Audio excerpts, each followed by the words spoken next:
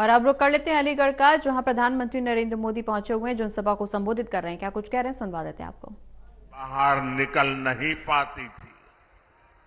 योगी जी की सरकार में अपराधियों की हिम्मत नहीं है कि वो नागरिकों का अमन चैन बिगाड़े। साथियों, कांग्रेस सपा जैसी पार्टियों ने हमेशा तुष्टीकरण की राजनीति की और मुसलमानों के राजनीतिक, सामाजिक, आर्थिक उत्थान के लिए कभी कुछ नहीं किया। और जब मैं पसमंदा मुसलमानों की मुसीबत की चर्चा करता हूं तो इनके बाल खड़े हो जाते हैं, क्योंकि ये ऊपर के लोगों ने मलाई खाई है और ये पसमंदा मुसलमानों को भी उसी हालत में जीने के लिए इन लोगों ने मजबूर कर दिया है।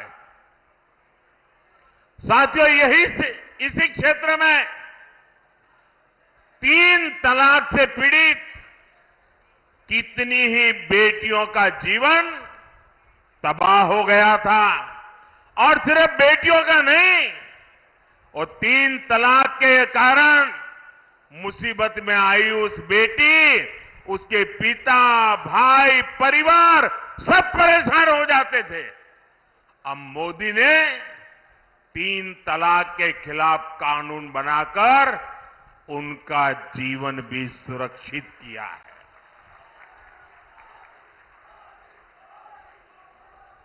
पहले हज कोटा कम होने की वजह से कितनी मारामारी होती थी, उसमें भी रिश्वतखोरी चलती थी और ज्यादातर रसूखदार लोग ही हज जाने का मौका पाते थे। मैंने सऊदी अरब के क्राउन प्रिंस से आग्रह किया था कि हमारे भारत के मुसलमान भाई बहनों के लिए हज का कोटा बढ़ाएं। आज न सिर्फ भारत का हज का कोटा बढ़ा है, बल्कि वीजा नियमों को भी आसान बनाया गया है। सरकार ने एक बहुत बड़ा अहम फैसला लिया। पहले हमारी मुस्लिम माताएं बहनें अकेली हज करने जा नहीं सकती थी। सरकार ने महिलाओं को बिना महरम हज जाने की अनुमति भी दी और मुझे हजारों ऐसी बहनें आशीर्वाद दे रही है जिनका हज जाने का सपना पूरा हुआ। साथियों, कांग्रेस सपा जैसी भ्रष्ट पार्टियों ने आपके परेशानियों को उनकी कभी परवाह नहीं की। गरीब को पैसे देकर भी पूरा राशन नहीं मिलता था, बिचौलिए ही लूट लेते थे।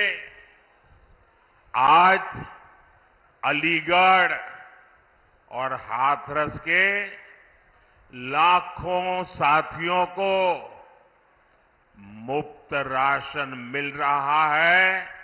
इतना ही नहीं, पूरा राशन मिल रहा है। अलीगढ़ और हाथरस के लाखों परिवारों को आयुष्मान भारत योजना के तहत मुफ्त इलाज की सुविधा भी मिली है। अब मोदी की गारंटी है कि देश के हर परिवार में, आपके घर में जो बुजुर्ग माता पिता है, दादा दादी है, नाना नानी है, चाचा चाची है, अब उम्र के कारण और कोई तो काम कर नहीं पाते,